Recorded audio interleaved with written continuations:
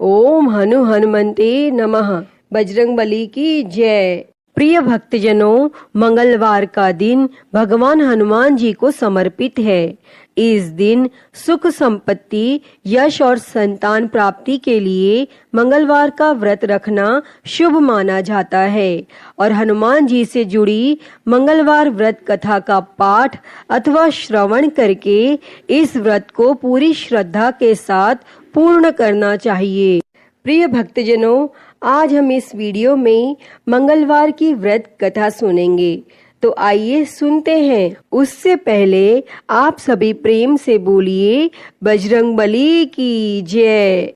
एक समय व्यास जी ने कहा कि एक बार नैमिषारण्य तीर्थ में 80,000 मुनि एकत्र होकर पुराणों के ज्ञाता श्री सूत जी से पूछने लगे, हे महामुने, आपने हमें अनेक पुराणों की कथाएं सुनाई हैं। अब कृपा करके हमें ऐसा व्रत और कथा बताएं जिसके करने से संतान की प्राप्ति हो तथा मनुष्यों को रोग, शोक, अग्नि, सर्व दुख आदि का भय दूर हो, क्योंकि कलयुग में सभी जीवों की आयु बहुत कम है।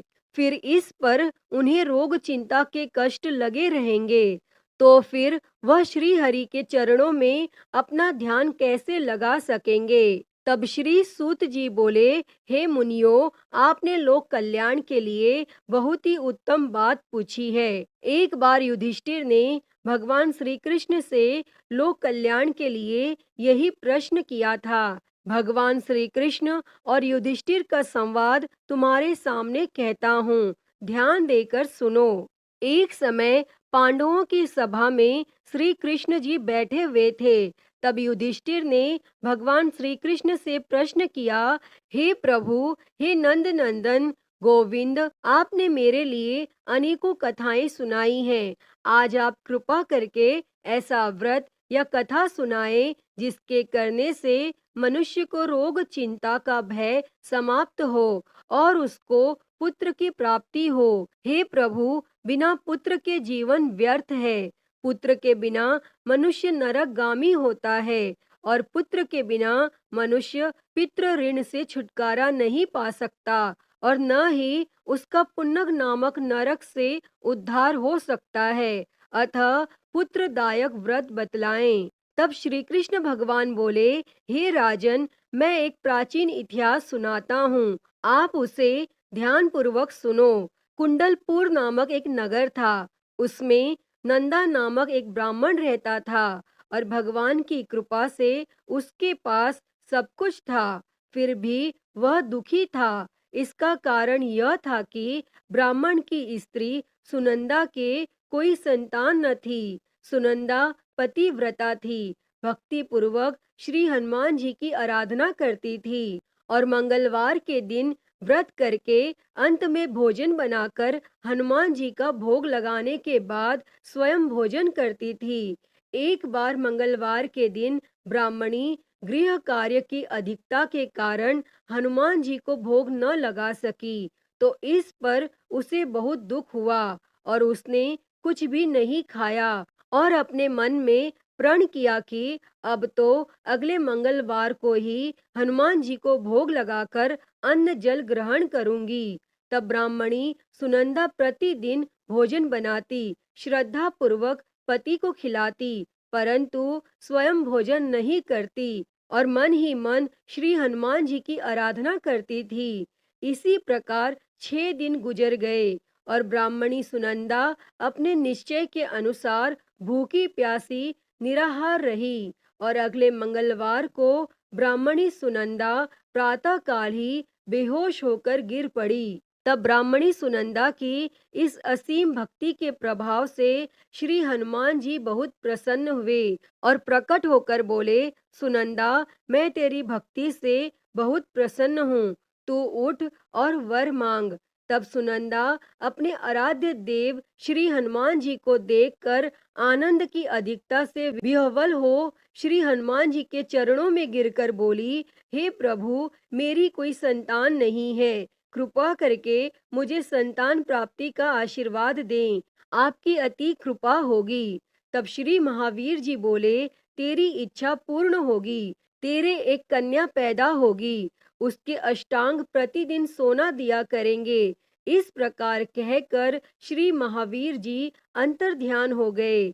तब ब्राह्मणी सुनंदा बहुत हर्षित हुई और सभी समाचार अपने पति से कहा।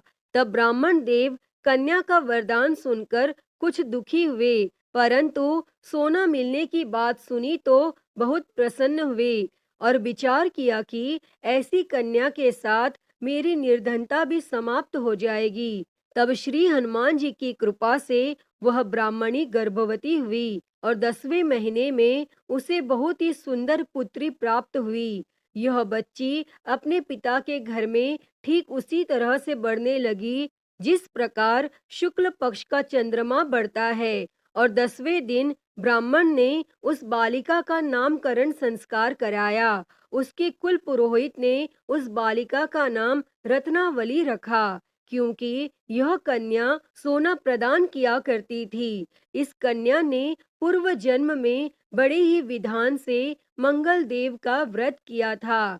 रत्नावली का अष्टांग बहुत सा सोना देता था और उस सोने से नंदा ब्राह्मण बहुत ही धनवान हो गए। अब ब्राह्मणी भी बहुत अभिमान करने लगी थी। समय बीतता रहा। अब रत्नावली 10 वर्ष की हो चुकी थी। एक दिन जब नंदा ब्राह्मण प्रसन्न चित्त था, तब सुनंदा ने अपने पति से कहा, मेरी पुत्री रत्नावली विवाह के योग्य हो गई है, अतः आप कोई सुंदर तथा योग्य वर देखकर इसका विवाह कर दें। तब यह सुनकर ब्राह्मण बोला, अभी तो रत्नावली बहुत छोटी है। तब ब्राह्मणी बोली, शास्त्रों की आज्ञा है कि कन्या 8वें वर्ष में गौरी, 9 वर्ष में रोहिणी, 10वें वर्ष में कन्या, इसके पश्चात रजस्वला हो जाती है।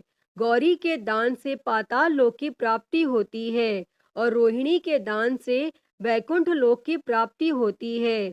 कन्या के दान से इंद्र लोक में सुखों की प्राप्ति होती है। अगर हे पतिदेव रजस्वला का दान किया जाता है तो घोर नरक की प्राप्ति होगी। इस पर ब्राह्मण बोला, अभी तो रत्नावली मात्र 10 ही वर्ष की है और मैंने तो 16-16 साल की कन्याओं के विवाह कराए हैं, अभी जल्दी क्या है। तब ब्राह्मणी सुनंदा बोली, आपको तो लोभ अधिक हो गया लगता है। शास्त्रों में कहा गया है कि माता पिता और बड़ा भाई रजस्वला कन्या को देखते हैं तो वह अवश्य ही नरकगामी होते हैं। तब ब्राह्मण बोला, अच्छी बात है, कल मैं अवश्य ही योग्य वर की तलाश में अपना दूत भेजूंगा। तब दूसरे दिन ब्राह्मण ने अपने दूत को बुलाया और आज्ञा दी कि जैसी सुंदर मेरी कन्या है वैसा ही सुंदर वर उसके लिए तलाश करो। और दूत अपने स्वामी की आज्ञा पाकर निकल पड़ा। तब पंपई नगर में उसने एक सुंदर लड़के को देखा। यह बालक एक ब्राह्मण परिवार का बहुत ही गुणवान पुत्र था। उसका नाम सोमेश्वर था और दूत ने इस सुंदर व गुणवान ब्राह्मण पुत्र के बारे में अपने स्वामी को पूर्ण विवरण दिया और फिर शुभ मुहूर्त में विधि पूर्वक कन्या दान करके ब्राह्मण ब्राह्मणी संतुष्ट हुए। परंतु ब्राह्मण के मन में तो लोभ समाया हुआ था। उसने कन्या दान तो कर दिया था, पर वह बहुत खिन्न भी था। उसने विचार किया कि रत्नावली तो अब चली जाएगी और मुझे इससे जो सोना मिलता था वह अब मिलेगा नहीं। मेरे पास जो धन था कुछ तो इसके विवाह में खर्च हो गया और जो शेष बचा है वह भी कुछ दिनों पश्चात समाप्त हो जाएगा। मैंने तो इसका विवाह करके बहुत ही बड़ी भूल कर दी है। अब कोई ऐसा उपाय हो कि रत्नावली मेरे घर में ही बनी रहे, अपने ससुराल न जाए। तब लोभ रूपी राक्षस ब्राह्मण के मस्तिष्क पर छाता जा रहा था। रात भर अपनी शैया पर बेचैनी से करवटें बदलते बदलते उसने एक बहुत ही क्रूर निर्णय लिया। उसने विचार किया कि जब रत्नावली को लेकर उसका पति सोमेश्वर अपने घर के लिए जाएगा तो वह मार्ग में छिपकर सोमेश्वर का वध कर देगा और अपनी लड़की को अपने घर ले आएगा, जिससे नियमित रूप से उसे सोना भी मिलता रहेगा और समाज का कोई मनुष्य उसे दोष भी नहीं दे सकेगा। और प्रातः काल हुआ तो नंदा और सुनंदा ने अपने जमाई तथा लड़की को बहुत सारा धन देकर विदा किया और सोमेश्वर अपनी पत्नी रत्नावली को लेकर ससुराल से अपने घर की तरफ चल दिया। और ब्राह्मण नंदा महालोभ के वशीभूत हो अपनी मति खो चुका था और पाप पुण्य का उसे विचार न रहा। अपने भयानक व क्रूर निर्णय को कार्य रूप देने के लिए उसने अपने दूत को मार्ग में अपने जमाई का वध करने के लिए भेज दिया था, ताकि रत्नावली से प्राप्त होने वाला सोना उसे हमेशा मिलता रहे और वो कभी निर्धन न हो। तब ब्राह्मण के दूत ने अपनी स्वामी की आज्ञा का पालन करते हुए उसके जमाई सोमेश्वर का मार्ग में ही वध कर दिया। तब यह समाचार प्राप्त कर ब्राह्मण नंदा मार्ग में पहुंचा और रुदन करती अपनी पुत्री रत्नावली से बोला, हे पुत्री, मार्ग में लुटेरों ने तेरे पति का वध कर दिया है। भगवान की इच्छा के आगे किसी का कोई वश नहीं चलता है। अब तू घर चल, वहां पर ही रहकर शेष जीवन व्यतीत करना। जो भाग्य में लिखा है वही होगा। और अपने पति की अकाल मृत्यु से रत्नावली बहुत दुखी हुई। करुण क्रंदन व रुदन करते हुए अपने पिता से बोली, हे पिताजी, इस संसार में जिस स्त्री का पति नहीं है उसका जीना व्यर्थ है। मैं अपने पति के साथ ही अपने शरीर को जला दूंगी और सती होकर अपने इस जन्म को, माता पिता के नाम को तथा सास ससुर के यश को सार्थक करूंगी। तब ब्राह्मण नंदा अपनी पुत्री रत्नावली के वचनों को सुनकर बहुत दुखी हुआ। विचार करने लगा, मैंने व्यर्थ ही जमाई वध का पाप अपने सिर लिया। रत्नावली तो उसके पीछे अपने प्राण तक देने को तैयार है और मेरा तो दोनों तरफ से मरण हो गया। धन तो अब मिलेगा नहीं, जमाई वध के पाप के फलस्वरूप यम यातना भी भुगतनी पड़ेगी। और यह सोचकर वह बहुत खिन्न हुआ। तब सोमेश्वर की चिता बनाई गई। रत्नावली सती होने की इच्छा से अपने पति का सिर अपने गोद में रखकर चिता में बैठ गई। जैसे ही सोमेश्वर की चिता को अग्नि लगाई गई, वैसे ही प्रसन्न हो मंगल देव वहां प्रकट हुए और बोले, हे रत्नावली, मैं तेरी पति भक्ति से बहुत प्रसन्न हूँ, तू वर मांग। तब रत्नावली ने अपने पति का जीवन दान मांगा। तब मंगल देव बोले, रत्नावली, तेरा पति अजर अमर है, यह महाविद्वान भी होगा और इसके अतिरिक्त तेरी जो इच्छा हो वर मांग। तब रत्नावली बोली, हे ग्रहों के स्वामी, यदि आप मुझ पर प्रसन्न हैं तो मुझे यह वरदान दीजिए कि जो भी मनुष्य मंगलवार के दिन प्रातः काल लाल पुष्प लाल चंदन से पूजा करके आपका स्मरण करे, उसको रोग व्याधि न हो, स्वजनों का कभी वियोग न हो, सर्प अग्नि तथा शत्रुओं का भय न रहे। जो स्त्री मंगलवार का व्रत करे वह कभी विधवा न हो। और मंगल देव तथास्तु कहकर अंतर ध्यान हो गए। सोमेश्वर मंगल देव की कृपा से जीवित हो उठा। रत्नावली अपने पति को पुनः प्राप्त कर बहुत प्रसन्न हुई और मंगल देव का व्रत प्रत्येक मंगलवार को करके व्रत राज और मंगल देव की कृपा से इस लोक में सुख ऐश्वर्य को भोगते हुए अंत में अपने पति के साथ स्वर्ग लोक को गई। अतः हे मंगल देव, जैसी कृपा आपने रत्नावली और उसके पति सोमेश्वर पर की, वैसी ही कृपा इस कथा को कहते सुनते और हुंकारा भरते सभी पर सदैव करना। तो सभी प्रेम से बोलिए श्री मंगल देव की जय, श्री हनुमान जी की जय। प्रिय भक्तजनों, आइए अब सुनते हैं सभी मनोकामनाओं को पूरी करने वाली अगली कथा। कथा के अनुसार एक नगर में एक वृद्धा रहती थी। उसका एक ही पुत्र था। उस वृद्धा की हनुमान जी पर बहुत ही गहरी आस्था थी। वह हर मंगलवार का व्रत रखती थी और हनुमान जी की पूजा आराधना करती थी। एक बार हनुमान जी ने अपनी उस भक्त की परीक्षा लेने की सोची और हनुमान जी साधु का वेश धारण कर उस वृद्धा के घर गए और पुकारने लगे कि है कोई हनुमान भक्त जो हमारी इच्छा पूर्ण करे। और यह आवाज उस वृद्धा के कान में पड़ी और वह पुकार सुनकर वृद्धा जल्दी से बाहर आई और साधु को प्रणाम कर बोली, आज्ञा महाराज। और साधु के वेश में हनुमान जी बोले, मैं भूखा हूँ, भोजन करूँगा, तुम थोड़ी सी जमीन लीप दो। और वह वृद्धा द्विधा में पड़ गई। अंततः हाथ जोड़कर बोली, महाराज, लीपने और मिट्टी खोदने के अतिरिक्त आप कोई दूसरी आज्ञा दे, मैं अवश्य पूर्ण करूंगी। तब साधु ने 3 बार प्रतिज्ञा कराने के बाद कहा, तू अपने बेटे को बुला, मैं उसकी पीठ पर आग जलाकर भोजन करूंगा।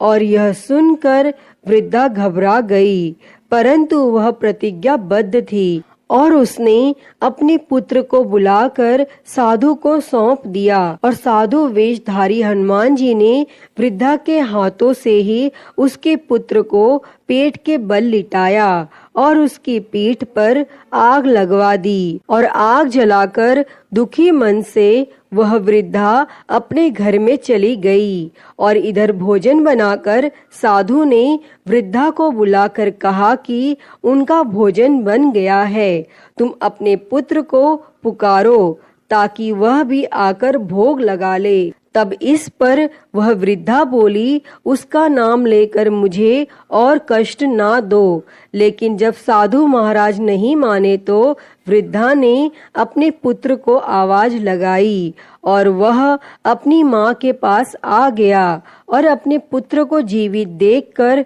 वृद्धा को बहुत ही आश्चर्य हुआ और वह साधु के चरणों में गिर पड़ी। तब हनुमान जी ने अपने वास्तविक रूप में प्रकट हुए और उस वृद्धा को भक्ति का आशीर्वाद दिया। तो सभी प्रेम से बोलिए, शंकर भगवान की जय हो, बजरंग बली की जय हो। आइए अब सुनते हैं मंगलवार व्रत की एक पौराणिक कथा। एक समय की बात है, एक ब्राह्मण दंपति की कोई संतान नहीं थी, जिस कारण वह बेहद दुखी थे। एक समय ब्राह्मण वन में हनुमान जी की पूजा के लिए गया और वहां उसने पूजा के साथ महावीर जी से एक पुत्र की कामना की और घर पर उसकी पत्नी भी पुत्र प्राप्ति के लिए मंगलवार का व्रत करती थी और वह मंगलवार के दिन व्रत के अंत में हनुमान जी को भोग लगाकर ही भोजन करती थी। एक बार व्रत के दिन ब्राह्मणी न भोजन बना पाई और न ही हनुमान जी को भोग लगा सकी और उसने प्रण किया कि वह अगले मंगलवार को हनुमान जी को भोग लगाकर ही भोजन करेगी और वह भूखी प्यासी 6 दिन तक पड़ी रही। तब मंगलवार के दिन वह बेहोश हो गई। तब हनुमान जी उसकी निष्ठा और लगन को देखकर प्रसन्न हुए और उन्होंने आशीर्वाद स्वरूप ब्राह्मणी को एक पुत्र दिया और कहा कि यह तुम्हारी बहुत सेवा करेगा। और बालक को पाकर वह ब्राह्मणी अति प्रसन्न हुई और उसने बालक का नाम मंगल रखा। और कुछ समय उपरांत जब ब्राह्मण घर आया तो बालक को देख पूछा कि वह कौन है। तब पत्नी बोली कि मंगलवार व्रत से प्रसन्न होकर हनुमान जी ने उसे यह बालक दिया है। लेकिन ब्राह्मण को अपनी पत्नी की बात पर विश्वास नहीं हुआ और एक दिन मौका देख ब्राह्मण ने बालक को कुएं में गिरा दिया और घर लौटने पर जब ब्राह्मणी ने पूछा कि मंगल कहाँ है, तभी पीछे से मंगल मुस्कुराकर आ गया और उसे वापस देखकर ब्राह्मण आश्चर्यचकित रह गया। तब रात में हनुमान जी ने उसे सपने में दर्शन दिए और बताया कि वह पुत्र उसे उन्होंने ही दिया है। तब ब्राह्मण सत्य जानकर बहुत खुश हुआ और इसके बाद ब्राह्मण दंपति प्रत्येक मंगलवार को व्रत रखने लगे। और जो मनुष्य मंगलवार व्रत कथा को पढ़ता या सुनता है और नियम से व्रत रखता है, उसे हनुमान जी की कृपा से सब कष्ट दूर होकर सर्व सुख प्राप्त होता है और वह हनुमान जी की दया का पात्र बनता है। अतः हे बजरंग बली, इस कथा को कहते, सुनते और हुंकारा भरते सब पर अपनी कृपा बनाए रखना। तो सभी प्रेम से बोलिए बजरंग बली की जय हो। प्रिय भक्तजनों, मैं उम्मीद करती हूँ कि आपको यह कथा पसंद आई होगी और अगर वीडियो अच्छी लगी हो तो इसे लाइक करें, ज्यादा से ज्यादा शेयर करें और कमेंट में बजरंग बली की जय लिखना ना भूलें। और हरिहर भक्ति चैनल को सब्सक्राइब कर नोटिफिकेशन बेल को जरूर ऑन कर ले। हर हर महादेव। धन्यवाद।